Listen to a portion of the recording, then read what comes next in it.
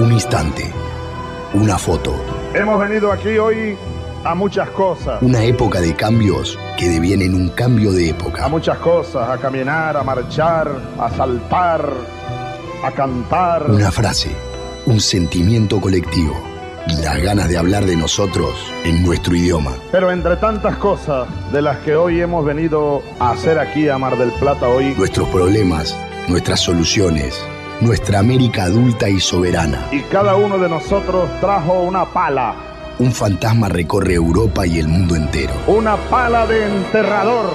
Un continente que expone a la faz del mundo entero sus conceptos, sus fines, sus aspiraciones. Y una frase que lo resume todo. Porque aquí en Mar del Plata, gritada en el lugar indicado, está la tumba del Alca. En el momento exacto. Vamos a decirlo.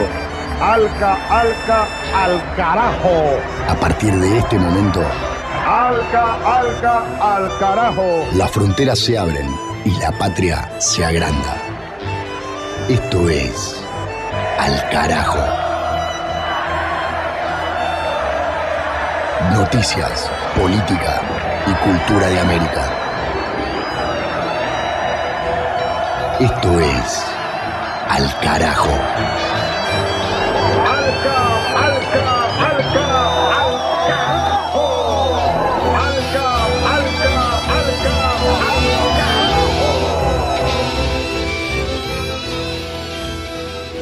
Programa número 8 de Al Carajo en esta temporada 2024, año número 15 de este espacio radiofónico de noticias, política y cultura de América Latina y el Caribe. Pablo Daniel Obín, mi nombre, en el micrófono, en la producción y en la conducción, secundado por gran equipo: Juan Francisco Martínez Pería con los contenidos relacionados a la historia, Mavi Sosa y Palis Carrera Griot con arte y cultura, libros y cine respectivamente, más los insumos que generan los compañeros y compañeras de las radios comunitarias, campesinas, alternativas y populares de América Central, de América del Sur, de todo el continente, desde Ciudad Juárez hasta Tierra del Fuego y desde las costas del Atlántico, cruzando la cordillera de los Andes hasta el Pacífico. Como siempre, tenemos reportes de primera mano y en voz propia sobre los reclamos, las luchas, las movilizaciones, los procesos políticos y las conquistas desde las emisoras directamente en el territorio para seguir construyendo la agenda contrainformativa, contando otra realidad de nuestra patria grande. En este capítulo que acá estamos comenzando, antes de iniciar la primera ronda de contactos informativos desde los distintos países de la región, me quiero detener en un mensaje que recibimos de un oyente, entre varios que nos van llegando a través de diferentes maneras. Tenemos ex Twitter, Facebook, Instagram, canal de YouTube, todo con el nombre del programa Al Carajo Radio. Y también nos llegan mensajes a través de los medios de contacto de las distintas emisoras que nos ponen al aire durante el fin de semana y los distintos días de la semana. Cerca de 50 radios comunitarias, alternativas, universitarias y públicas de toda Argentina, de Chile, de Bolivia y de la República Oriental del Uruguay. Me detengo especialmente en un mensaje que nos mandó Carlos. No nos dice desde qué lugar, pero entiendo que desde España, por la característica de su número telefónico que quedó registrado en la plataforma donde recibimos el texto, y tiene que ver con un tema que venimos tocando en el programa de manera permanente. Dice el mensaje de Carlos: es largo, pero nos tomamos el tiempo. El negacionismo o comportamiento contrafóbico de los viejos manuales de salud mental se ha constituido en el peor obstáculo a resolver a la hora de reaccionar en tiempo y forma ante las catástrofes que nos están asolando. En estos momentos vuelan cientos de drones y misiles entre Irán e Israel. Millones de seres humanos pasarán las noches en refugios antiaéreos, mientras el terror se instala en sus vidas. Millones de personas se agolpaban frente a cámaras de gas o formaban calmadamente filas en los bordes de zanjas que serían su última morada. Y los negacionistas de todas las épocas elucubran extrañas y delirantes teorías sobre su inexistencia.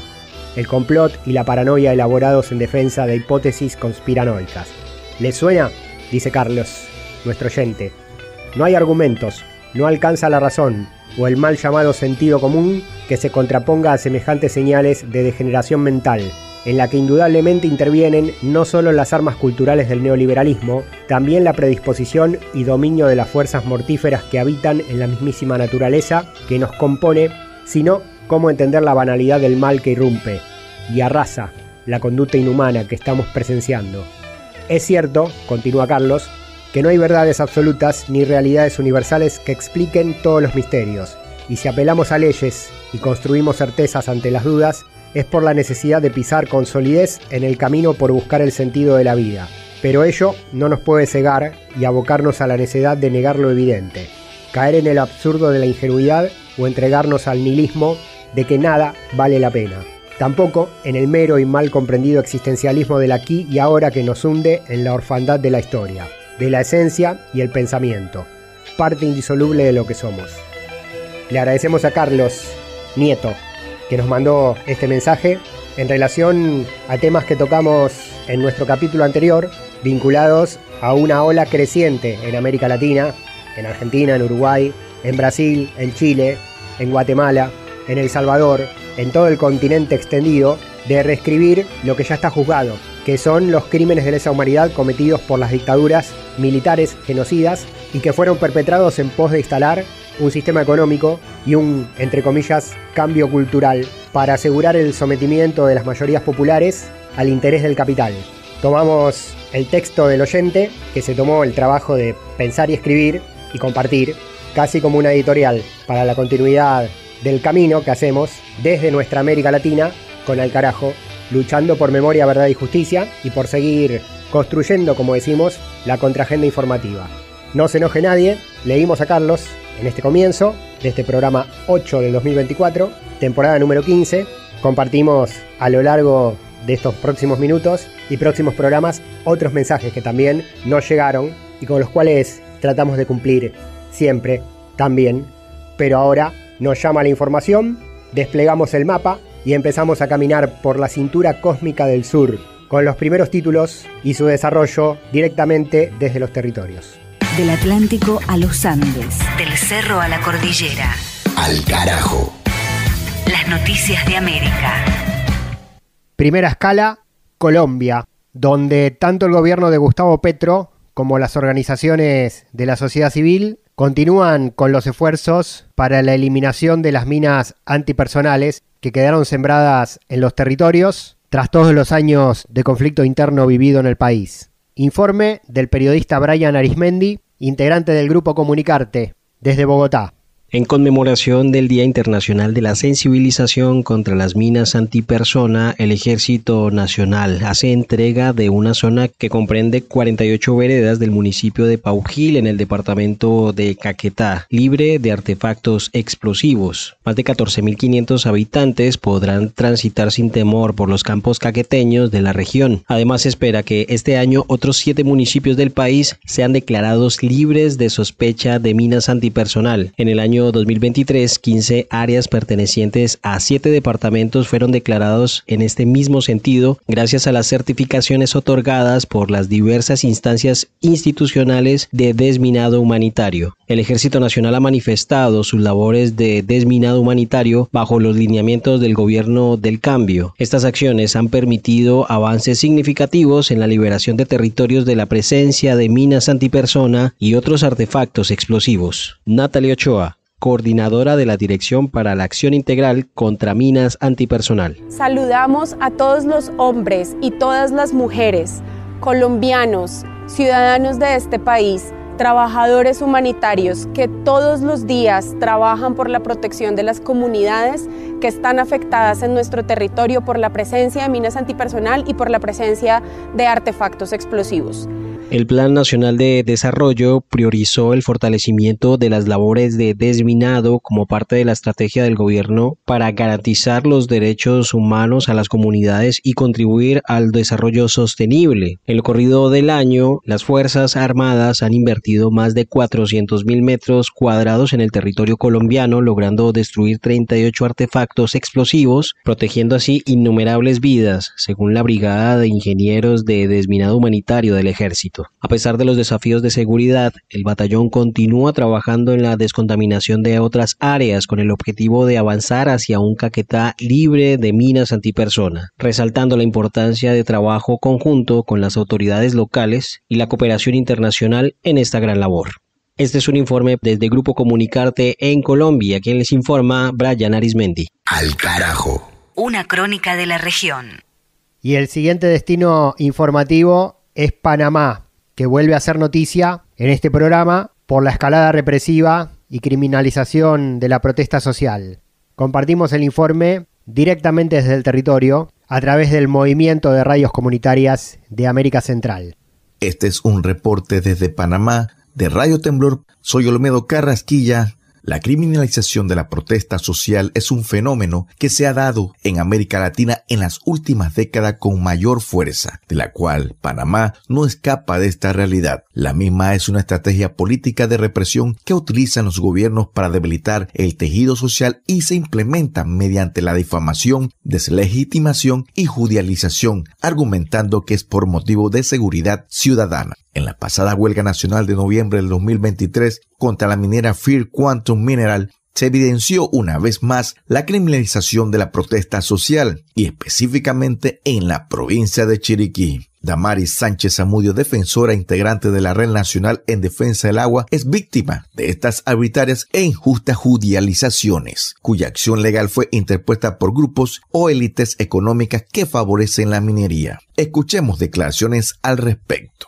Así participé durante las manifestaciones que se desarrollaron en todo el país, producto de la aprobación de este contrato minero, violentando la voluntad popular y el rechazo generalizado al desarrollo del proyecto. Algunos de los y las compañeras que estamos en esta querella, pues hemos recurrido a la defensa de abogados con una asistencia privada. Otros están siendo asesorados por algunos abogados de la provincia y bueno, el proceso está avanzando dentro del Ministerio Público con las investigaciones que se están desarrollando. Estamos en este proceso de defensa y esperamos que la justicia prevalezca porque fue demostrado que la lucha del pueblo tenía una razón. Este contrato fue declarado inconstitucional ya que violentaba 25 artículos de la Constitución de Panamá.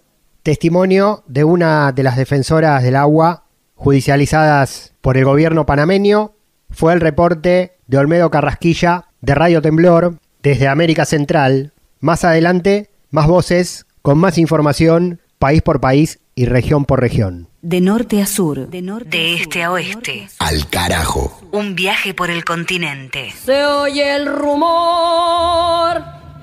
Después de las primeras noticias, en esta temporada número 15 de este programa, de un tambor. Siempre leemos 100 años de soledad, de Gabriel García Márquez. Se oye el rumor. En esta oportunidad, además de leerlo, lo vamos a homenajear. De un tambor. Porque se cumplen 10 años de su muerte. Batata toca, tu tambor. Batata suena, tu tambor. Tambor, tambor. Tu tambor. Tambor, tambor. Tu tambor. Tierra bonita. Tu tambor. El 17 de abril de 2014 fue Jueves Santo. Ese día, al igual que Úrsula Buendía, uno de sus mejores personajes, murió Gabriel García Márquez, quien fuera una de las plumas más latinoamericanas y más valiosas que tuvo nuestro continente. En Al Carajo, recordamos y homenajeamos al autor.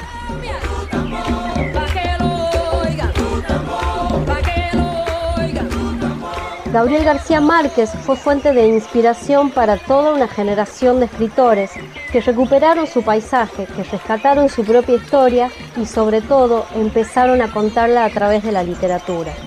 Su novela 100 años de soledad fue clave para entender ese realismo mágico del que ya se había valido Alejo Carpentier en El reino de este mundo para contar la llegada de los españoles a Cuba y del que había teorizado tanto Miguel Ángel Asturias. El realismo mágico servía para contar América Latina y Gabriel García Márquez lo hizo. En su obra, el realismo mágico tuvo un cuerpo más claro y más definido. construyó una noción de identidad latinoamericana y por lo tanto hubo un antes y un después de su intervención literaria. Nacido en la caribeña tierra de Aracataca, Gabo, como cariñosamente era llamado, llegó a la literatura en el año 1947 cuando publicó su cuento La Tercera Resignación. En esa época trabajaba como periodista. En 1955 escribió un reportaje en serie que muchos años después fue publicado bajo el nombre de Relato de un náufrago. Convencido de que estaba a menos de 2 días de navegación, de que me estaba aproximando a la tierra, tomé otro poco de agua en la cuenca de la mano y volví a acostarme en la borda, de cara al cielo, para que el sol no me diera en los pulmones. No me cubría el rostro con la camisa, porque quería seguir viendo las gaviotas que volaban lentamente, en ángulo agudo, internándose en el mar. Era la 1 de la tarde de mi 5º día en el mar. También en 1955 Gabo editó su primera novela, La hojarasca. Hay un minuto en que se agota la siesta. Hasta la secreta, recóndita, minúscula actividad de los insectos cesa en ese instante preciso. El curso de la naturaleza se detiene. La creación se tambalea al borde del caos y las mujeres se incorporan, babeando, con la flor de la almohada bordada en la mejilla, sofocadas por la temperatura y el rencor. Este fragmento de La hojarasca perfila ya a un autor que sabe definir y sabe contar, como hasta ese momento muy pocos autores lo habían hecho, el paisaje de América Latina. En 1961 escribió El coronel no tiene quien le escriba y en 1962 La mala hora. Pero la obra que cambió el universo literario fue 100 años de soledad, que salió en el año 1967. Esa novela fue determinante en su carrera y el impacto editorial también fue clave para la consagración editorial llamada El Boom Latinoamericano, del cual participaron un montón de otros autores de este continente.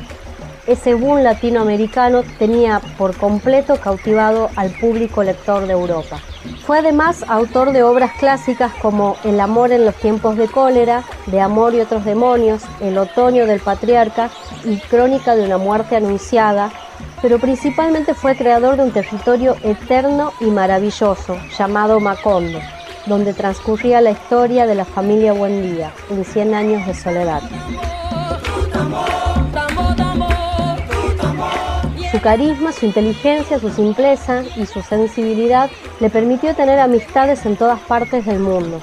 Una de las más importantes, sin duda, fue la que mantuvo desde que se conocieron en 1959 con Fidel Castro. Sus encuentros eran verdaderas celebraciones, donde se extendían las discusiones sobre un tema que lo apasionaba mucho, el socialismo. En 1982, Gabo recibió el Premio Nobel de la Literatura.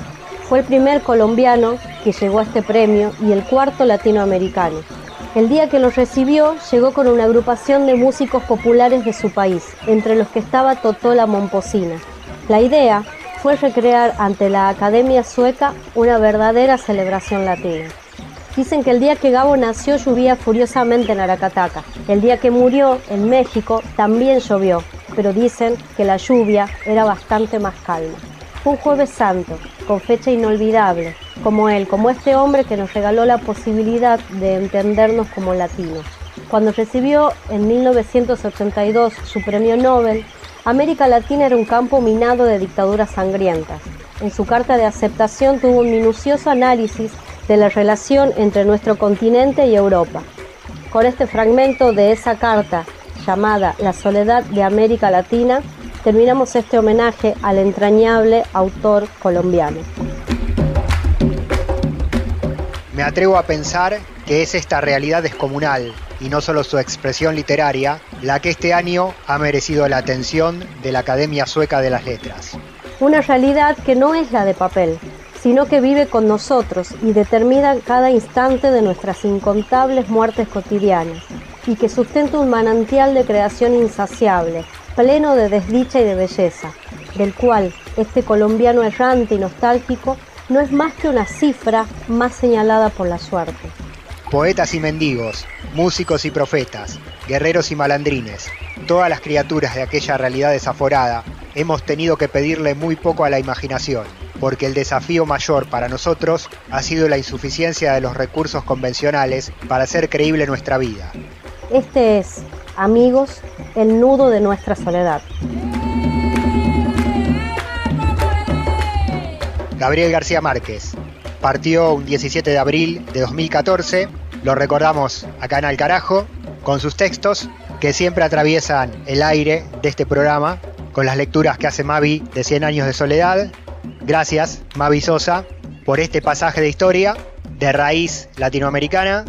Se nombró a Totola Momposina, que estuvo en esa entrega del Premio Nobel de Literatura al gran escritor colombiano. Suena en Al Carajo la gran música colombiana, Totola Momposina.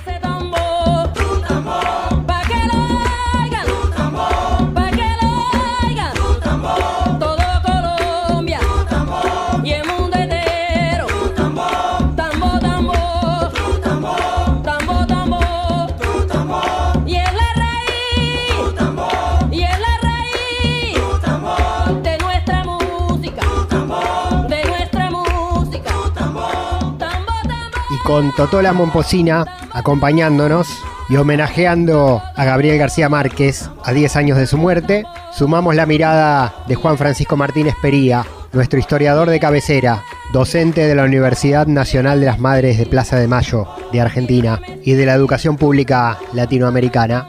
Nos proponemos una intervención relámpago para pensar la matriz de dominación de nuestra América.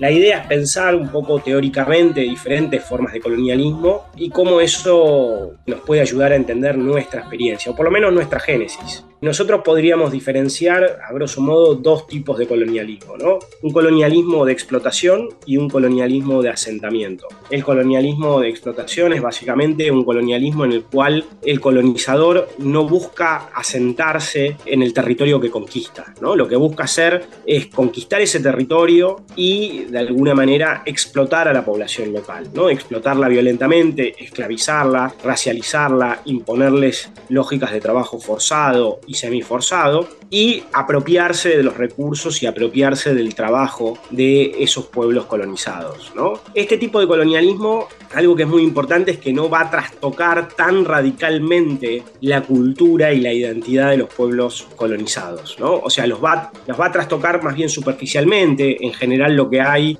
es una aculturación de sectores de la élite de esos países colonizados, pero no va a haber un trastocamiento total de la mayoría de la población colonizada. Esto ha sido la experiencia de algunos países de África, algunos países de Asia, que una vez que esa experiencia colonial termina, ¿está bien? A pesar de que uno puede decir, que ahora después lo vamos a hablar, de que continúan lógicas económicas y culturales en términos de neocolonialismo, ¿no? Porque acá estamos hablando de colonialismo directo y después vamos a hablar de neocolonialismo también. Lo que vemos ahí es que de alguna manera va a haber cierta pervivencia de la identidad y de la cultura de ese pueblo colonizado, porque los colonizadores no van a tener una intención de asentarse ahí ni de imponer globalmente su cultura. Fundamentalmente, como ya dijimos y lo repetimos, lo que hay es una vocación más bien de extracción del trabajo a través de la esclavitud, el trabajo forzado, semiforzado, y a través de la apropiación de los recursos naturales, ¿no? Esto, como les decía, es básicamente lo que ocurrió en gran parte de África, gran parte de Asia, donde incluso, por ejemplo, si uno ve el caso del Imperio Británico o también el Imperio Holandés y en algunos lados, aunque en menor medida el Imperio Francés, muchas veces van a gobernar con muy poca presencia en el territorio y sobre todo a través de lo que los ingleses llamaban gobierno indirecto, ¿no? Utilizando a las autoridades locales, ¿no? Entonces, ahí, una vez que esta gente, digamos, los colonizadores se van, después continúa de alguna forma la identidad previa, continúa de alguna forma las lógicas culturales previas. Después nosotros tenemos otro tipo de colonialismo, que es el colonialismo de asentamiento. El colonialismo de asentamiento es un colonialismo mucho más radical, mucho más duro, que va a trastocar más radicalmente la realidad preexistente, ¿no? Y ahí nosotros deberíamos dividirlo en dos tipos de colonialismo de asentamiento. La característica central del colonialismo de asentamiento es la vocación de asentarse que tienen los colonos. De hecho, el término colonialismo históricamente se refiere a esto, ¿no? La vocación de crear una colonia, de asentarse en un territorio. Así era, de alguna manera, el colonialismo griego cuando empezó, ¿está bien? Y hay otras experiencias de este tipo de colonialismo. Ahí entonces hay una vocación de asentarse en un territorio. Los colonos van a asentarse en un territorio y la clave fundamental del colonialismo de asentamiento es, además, la vocación de reconstruir la sociedad de origen. ¿Está bien? O sea, esos colonos tienen la intención de recuperar esa identidad de origen, ¿no? Esa cultura de origen, y reponerla en ese nuevo territorio. En ese sentido, el colonialismo de asentamiento, los dos colonialismos de asentamiento que ahora vamos a comentar, coinciden. La gran diferencia está en que el primer tipo de colonialismo de asentamiento es un colonialismo de asentamiento, si se quiere, aún más brutal, si es que esto se puede gradar, de alguna manera medir, lo cual es muy difícil de medir, pero es más brutal en el sentido de que va a tender a promover un genocidio de las poblaciones preexistentes, ¿no? Los colonizados lo que van a sufrir es un genocidio y una expropiación de sus tierras. Entonces, lo que hay ahí es una idea de res nullius, de tierra de nadie, ¿no? Que puede ser apropiada, ¿no? A través de estos procesos de corrimiento y genocidio. Eso es lo que ocurre, de alguna manera ha ocurrido en casos como Estados Unidos o en casos como Australia. Son algunos ejemplos bastante claros de este tipo de colonialismo de asentamiento, ¿no? Donde fundamentalmente lo que hay es una vocación de apropiarse de la tierra, de los recursos naturales, pero no de no mezclarse y de no imponer la cultura a las poblaciones originarias, ¿no? También tenemos ejemplos más intermedios, como por ejemplo Canadá podría ser un ejemplo intermedio, pero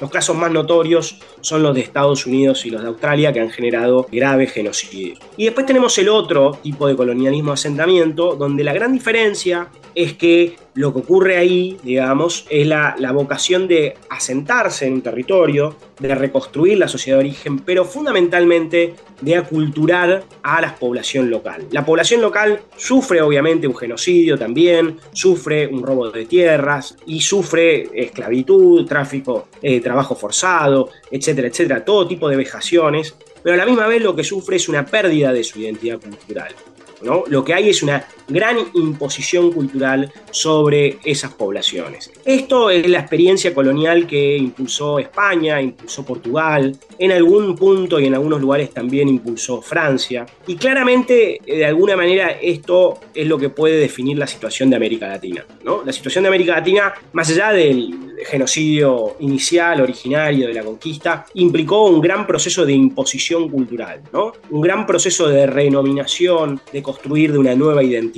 Recordemos, después en otra columna podemos volver a retomar esto, todos los temas de los nombres de América, ¿no? Como el nombre América es un nombre impuesto, como a la misma vez también se pone otro nombre que es el de Indias Occidentales, y cómo se racializa la población local con el término de indios, ¿no? Pero lo más importante acá va a ser la vocación misionera, la vocación de imponer la religión católica, ¿no? De imponer masivamente el castellano, el portugués, y de cambiar radicalmente la identidad cultural de esa población, ¿no? Esa población pasa a ser inferiorizada, racializada, pasa a ser sujeta a un proceso muy intenso de colonialismo cultural. Y ahí ocurre algo, Pablo, que es muy importante, ¿no? ¿Qué pasa después de las independencias? Nosotros vivimos hoy por hoy en un mundo donde hay pocos enclaves coloniales directos. Nosotros seguimos teniendo algunos enclaves coloniales en el mundo, particularmente habíamos hablado ya de las propias Islas Malvinas, pero de alguna forma el colonialismo más explícito ha terminado. La cuestión central acá es que ya desde el siglo XIX las grandes potencias fueron articulando dos cosas, fundamentalmente lógicas neocoloniales, que son lógicas neocoloniales en términos económicos y en términos culturales. Entonces, el colonialismo, más allá de que en términos político-militares puede ir desapareciendo, el mundo ha sido un mundo construido absolutamente a partir del colonialismo, ¿no? Entonces, si los países centrales son países prósperos, ricos y con mayor integración social, y los países del sur global son países más pobres, más desiguales y con escasa soberanía, tiene mucho que ver, muchísimo que ver, la gran causa de eso es este orden colonial. Este orden colonial que, como decimos, se fue descascarando en términos políticos, pero que continúa claramente en términos financieros, en términos tecnológicos, en términos culturales, en términos económicos. Ahora, la cuestión es que en los países donde el colonialismo fue un tipo de colonialismo de asentamiento, las continuidades coloniales son aún más fuertes, ¿no? Las continuidades coloniales internas son aún más fuertes porque el trastocamiento de esas sociedades ha sido aún más grave. Ni hablar en el caso de Estados Unidos, donde la mayoría de la población originaria sufrió un genocidio masivo, pero también en América Latina, donde además de ese genocidio masivo tuvimos este proceso de aculturación. Entonces ahí hay un gran problema que se va a generar, que es la continuidad, ¿no?, de las lógicas sociales, socioeconómicas en términos coloniales, ¿no?, lo que algunos autores han llamado colonialismo interno, y a la misma vez todo un problema identitario, porque Pablo, nosotros tenemos un gran problema, que es que nuestra identidad en gran medida viene de España, ¿no? El castellano, el catolicismo, ¿no? Todos esos temas vienen de España. Y entonces, ¿qué hacemos con eso? Las crisis identitarias de América, ¿no? ¿Quiénes somos en América? ¿Somos europeos? ¿Somos mestizos? ¿Somos pueblos originarios? ¿Somos pueblos afro-latinoamericanos? Ahí hay una disputa permanente por nuestra identidad que tiene mucho que ver con cómo surgió América. América surgió a partir de un proceso que ciertos autores han llamado de invención de América por parte de los europeos, y Enrique Dussel, a quien hemos citado muchas veces y que recomendamos un libro muy importante que se llama 1492, El encubrimiento de América, justamente lo que él habla es esta idea de encubrimiento.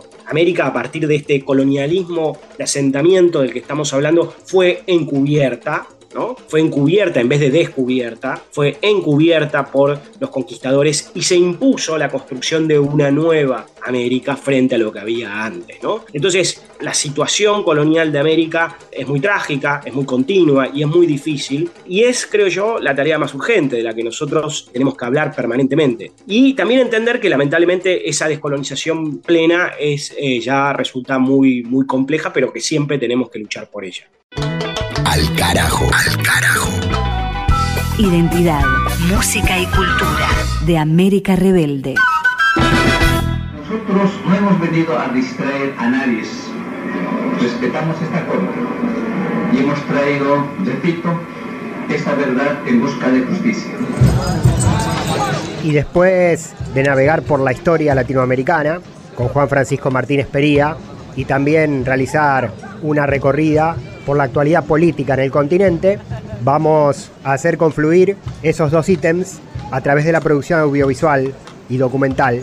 La saludo y la sumo a los micrófonos de Al Carajo, a Palis Carreira Griot, compañera. Seguimos hablando de la patria grande.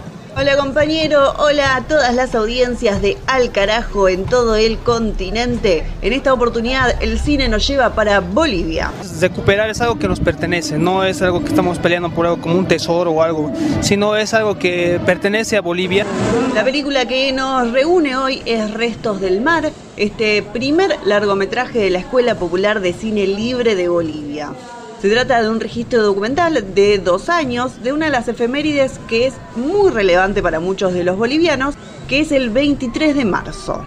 Este día se celebra cada año el Día del Mar con actos conmemorativos que incluyen un desfile militar que acompaña los restos del prócer Eduardo Avaroa hacia la plaza del mismo nombre en la ciudad de La Paz. Este documental muestra lo que se tratan 2 de estos años de la celebración y por medio de testimonios de niños y de adultos nos encontramos con todo tipo de opiniones con respecto a este conflicto y con respecto a este Día del Mar.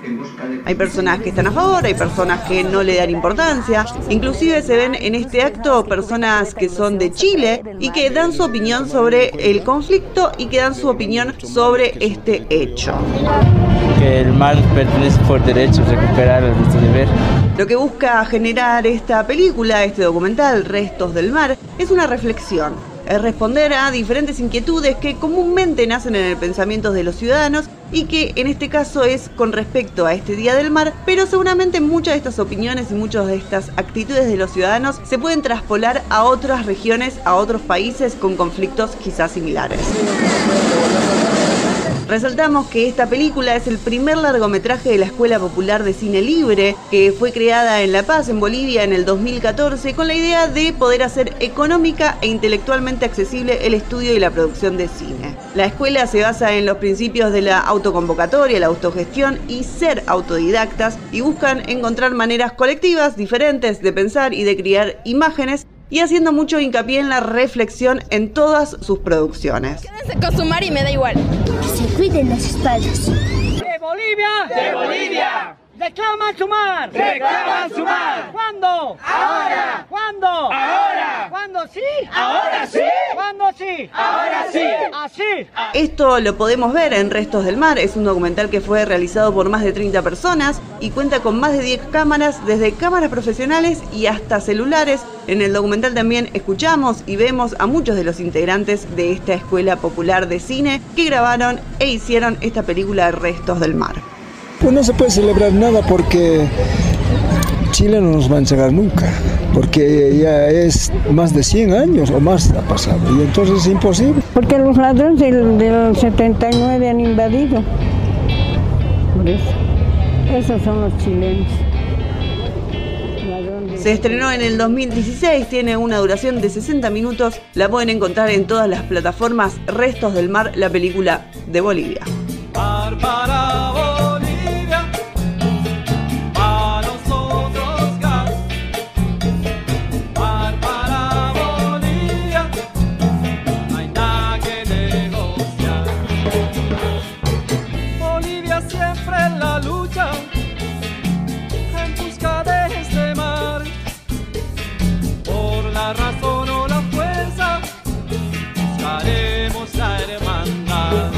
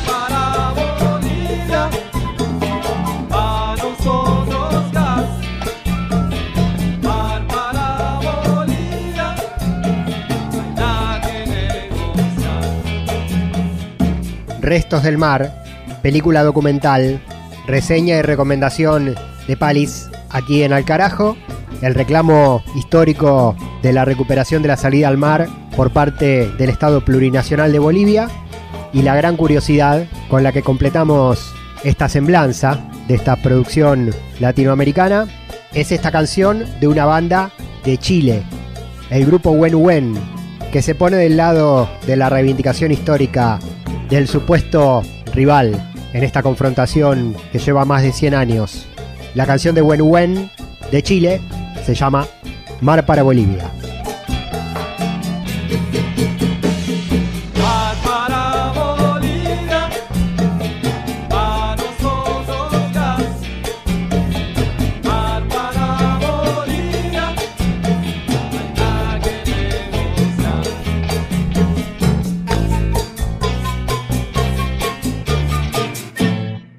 Entrevistamos a Laura Tafetani, abogada de la Gremial de Abogados y Abogadas de Argentina, y a Miriam Villalba, madre de Lilian y tía de María Carmen, las niñas de 11 y 12 años asesinadas por el ejército paraguayo en un operativo irregular contra la guerrilla del EPP en septiembre del año 2020, acción que deja como saldo también la desaparición de Lichita, una niña también sobrina de Miriam Villalba, por la cual las organizaciones de derechos humanos de Paraguay siguen reclamando.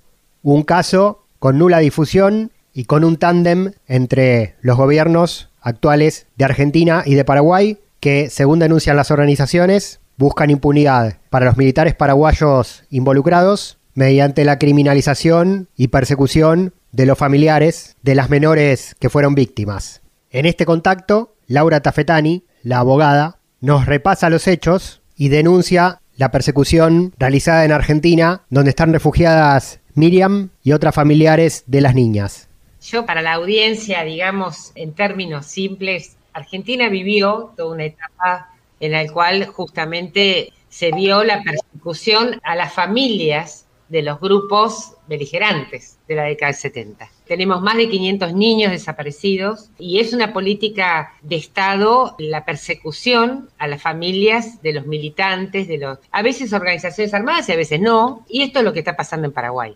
Paraguay, si bien es una democracia, tenemos también que aprender ahora a pensar cosas que antes no llegábamos a pensar, que estas cosas solo podían suceder en una dictadura. Bueno, no. Desgraciadamente, en estas últimas décadas, América Latina ha mostrado que también en democracia se dan este tipo de atropellos. En el caso de la familia Villalba, lo que sucede es esto, digamos. Hay un grupo beligerante que contempla miembros de la familia y el resto de la familia, que no es beligerante, bueno, fue perseguida hasta venir a Argentina. Y ahí, en una situación en la cual 2 niñas van a visitar a su familia Paraguay, son asesinadas con lo que se llama falso positivo, que es mostrar como que eran guerrilleras, que eran niñas que fueron a ver a sus padres. Entonces, esto que trataron de encubrirlo, primero dijeron que tenían 18 años, que demás, y después fue saltando la verdad que tenían 11 años y que el ejército las asesinó a sangre fría, las torturó y las asesinó porque las llevó con vida. Después supimos por los testigos.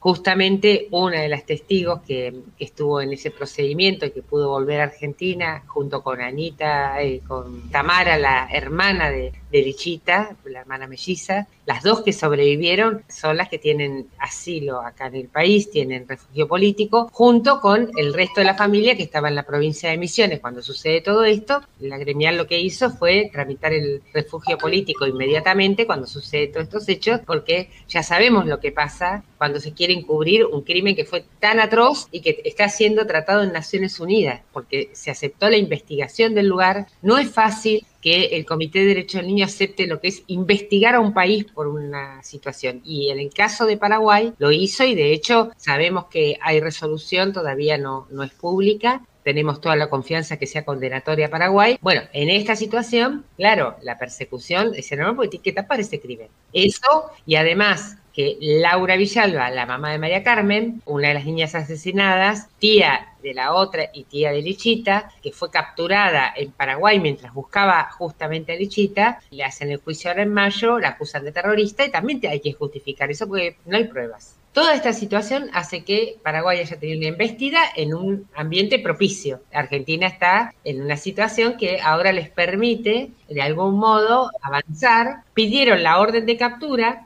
de 6 miembros de la familia Villalba. En realidad encontraron a 3 con allanamientos tremendos, con un operativo como si fuera, digamos, en el Medio Oriente, mujeres con niños, ¿no? Uh-huh. Eso fue tremendo, que me gustaría ya que Miriam lo contara. Y en violación de toda la normativa internacional, porque ellas están refugiadas. O sea, lo que tendría que haber pasado es que cuando vino el pedido de captura del gobierno de Paraguay, va al Ministerio de Relaciones Exteriores, el Ministerio de Relaciones Exteriores dice, no, mire, disculpe, pero tiene un refugio, no puede pasar. No, el Ministerio lo dejó pasar, fue al juzgado y se ordenó. Después, cuando hacen declaraciones el ministro del Interior de Paraguay y Patricia Alburri, claro que se pusieron de acuerdo en forma previa, y no solo eso, sino que además cuando lo dejan en libertad, porque obviamente ellos tienen refugio, salen diciendo ambos que no van a parar hasta que no vayan presas a Paraguay, lo cual es absolutamente ilegal, sí. Porque en caso que les bajen el refugio en Argentina, tampoco Argentina puede devolverlos a Paraguay. Puede ir a cualquier otro país, lo puede decir que vaya a otro país, pero no al país por el cual dieron el refugio. Entonces está promoviendo la ilegalidad sin contar lo que se hace por izquierda, que todos y todas sabemos que sucede. Entonces sí. Me gustaría dar paso a Miriam. Totalmente. Laura, igual esto que vos narrás parece que está de moda para mal, ¿no? Porque vimos lo que pasó con la violación de la Embajada de México en Quito, en Ecuador, para buscar a Jorge Glass, al ex vicepresidente, para detenerlo, violando la embajada, el territorio mexicano, básicamente, y los convenios internacionales. Es una instalación, bueno, en este caso me parece que pasa algo de eso, ¿no? Que no se respetan esas situaciones. Tal cual. A ver, que nos cuente Miriam, que, bueno, es como dijimos, mamá de Lilian y tía de María Carmen. ¿Cómo lo están viviendo, Miriam? Y la verdad que bastante incierto nuestra situación actualmente, porque Realmente no esperamos ese allanamiento tan aparatoso que hicieron. Es más, hicieron un trabajo de inteligencia antes, un trabajo de seguimiento, sabían que había niños, sabía que yo estaba sola igual. Se fueron aproximadamente 4 hombres, 40 policía federal y la Interpol fuertemente armados, inclusive con acompañamiento de varios vehículos, así como helicóptero en nuestro domicilio. Ellos pusieron a las 4 de la mañana, pero yo creo que fue un poco antes. Y bueno, apuntando a los niños con armas largas y bueno, revolviendo toda la casa, rompiendo todo lo que encontraban, que no sé realmente qué es lo que estaban buscando. Miriam, además, bueno, una situación que seguro te llevó al momento aquel, ¿no? A tu hija la mataron de esa manera.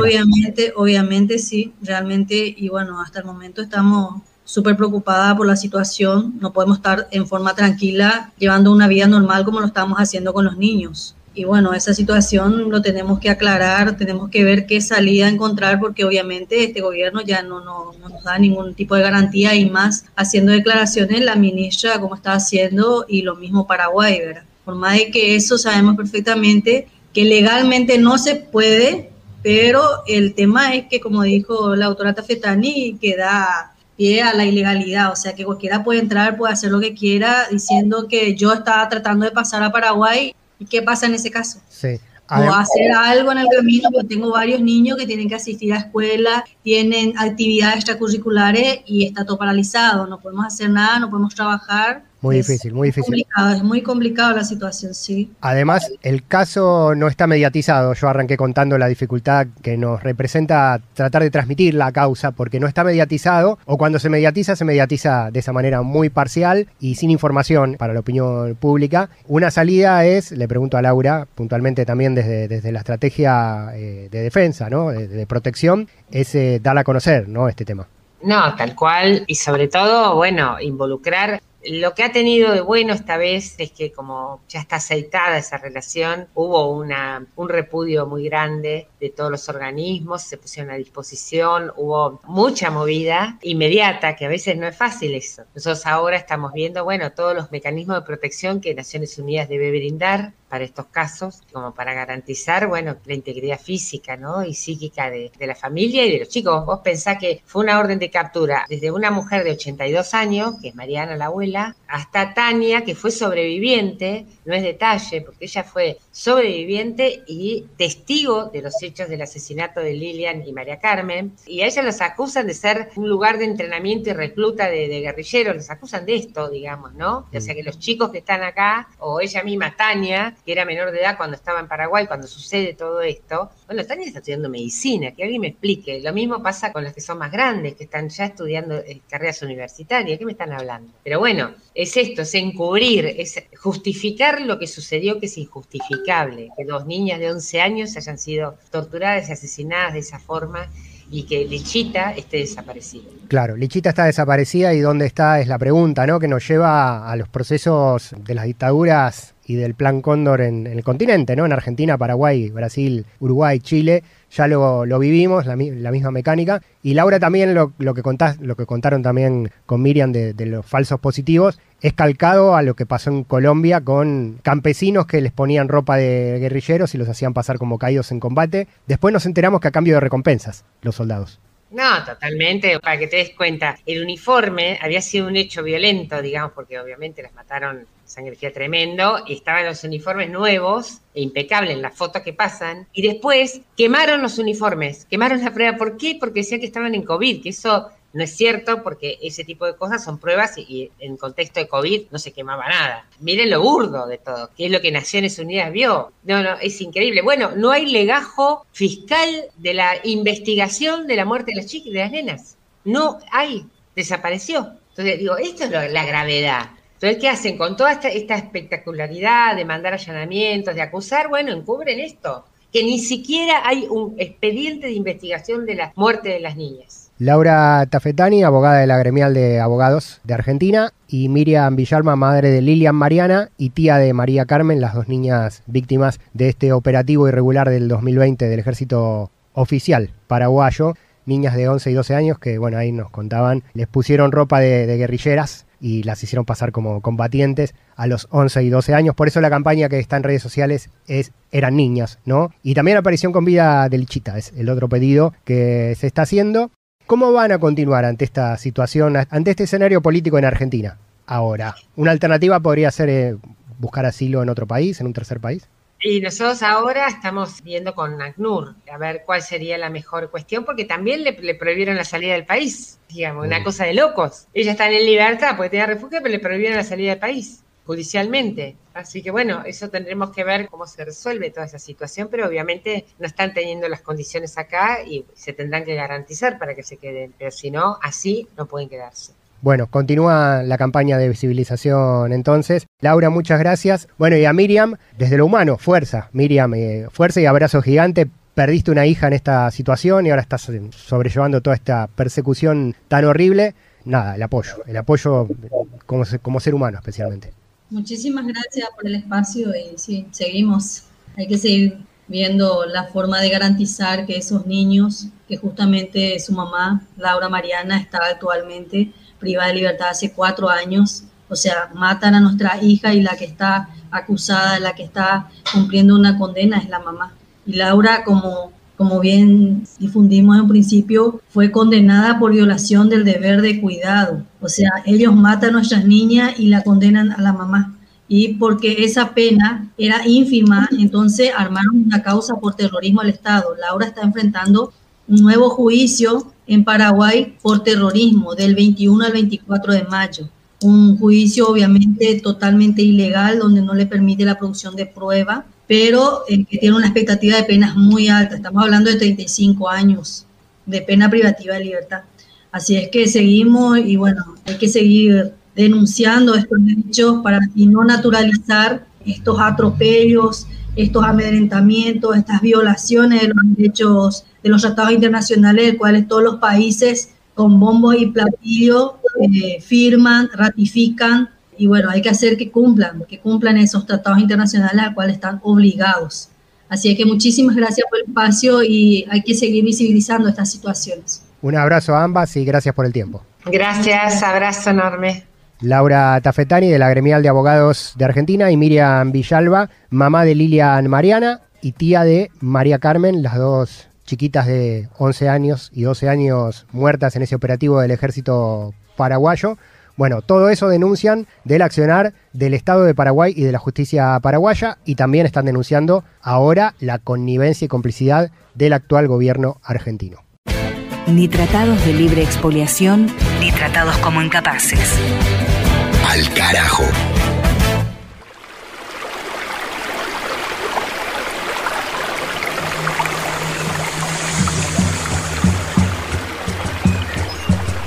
Rosaura, entre arqueadas, tuvo que abandonar la mesa de honor. Procuraba por todos los medios controlar la náusea.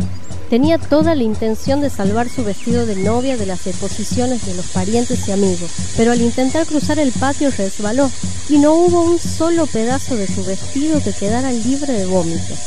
Un voluminoso río macilento la envolvió y la arrastró algunos metros, provocando que, sin poderse resistir más, lanzara como un volcán en erupción estruendosas bocanadas de vómito ante la horrorizada mirada de Pedro.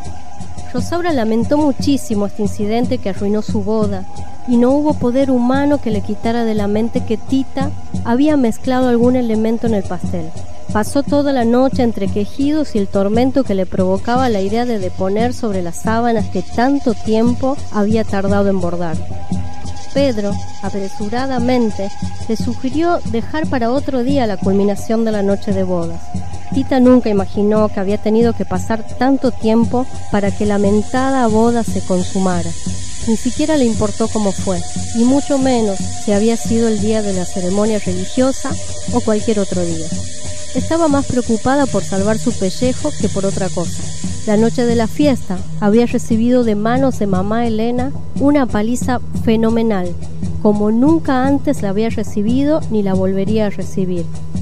Pasó 2 semanas en cama reponiéndose de los golpes. El motivo de tan colosal castigo fue la certeza que tenía mamá Elena de que Tita, en contubernio con Nacha, había planeado premeditadamente arruinar la boda de Rosaura, mezclando algún vomitivo en el pastel. Tita nunca la pudo convencer de que el único elemento extraño en él fueron las lágrimas que derramó al prepararlo. Nacha no pudo atestiguar en su favor, pues cuando Tita había llegado a buscarla el día de la boda, la había encontrado muerta, con los ojos abiertos, chiqueadores en las sienes y la foto de un antiguo novio en sus manos. Aquí se queda la clara, la entrañable transparencia de tu querida presencia, comandante Che Guevara. Instagram, Al Carajo Radio, Facebook, Al Carajo Radio, Twitter, ahora llamado X, Al Carajo Radio, YouTube, canal Al Carajo Radio también, para la comunicación y para la escucha de este programa, de los capítulos de archivo de esta temporada y de las temporadas anteriores, más los diales de cerca de 50 emisoras comunitarias, alternativas, públicas y universitarias de Argentina, de Chile, de Bolivia, de Uruguay, y a través de los portales y las aplicaciones y los recursos de internet, sonando en todo el continente y en todo el mundo, con la información, el arte y la cultura de América Latina y el Caribe. Mi nombre es Pablo Daniel Obín, en la conducción y producción periodística, junto con Mavi Sosa, con las lecturas, como Agua para Chocolate de Laura Esquivel, en el aire hace instantes nada más, casi que cerrando esta emisión, más 100 años de soledad de Gabriel García Márquez. Son estos los dos libros insignia que rescatamos de nuestra Biblioteca Universal para que nos acompañen en esta 15ª temporada, entre noticias, reportes, entrevistas y películas también. En el cine, Pales Carreira Griot en esta emisión nos presentó el documental Restos del Mar sobre el histórico reclamo de Bolivia y su diferendo con Chile por la salida al Océano Pacífico. Producción audiovisual que aborda la historia también. Veremos a qué películas y desde qué puntos cardinales nos lleva Palis en nuestro próximo episodio. Y hablando de historia, estuvo, como siempre, Juan Francisco Martínez Pería, docente, historiador de la Universidad Nacional de las Madres de Plaza de Mayo de Argentina, en una muy interesante sección que vincula el proceso político presente con los hechos, batallas, hombres y mujeres de los cuales venimos como países y como continente. Por último, cito y agradezco a los colegas, compañeros y compañeras de las radios comunitarias, campesinas e indígenas de los distintos países, a través de los cuales compartimos la información directamente desde los territorios. Menciono a la Alianza Latinoamericana de Enseñanza Radiofónica, ALER, a FEGER, la Federación Guatemalteca de Escuelas Radiofónicas, y a todas las emisoras del campo popular de nuestra patria grande. Terminamos acá este capítulo número 8, 15ª temporada. Nos encontramos a la brevedad para otro viaje político, social, cultural, histórico y musical por nuestra América. Hasta entonces.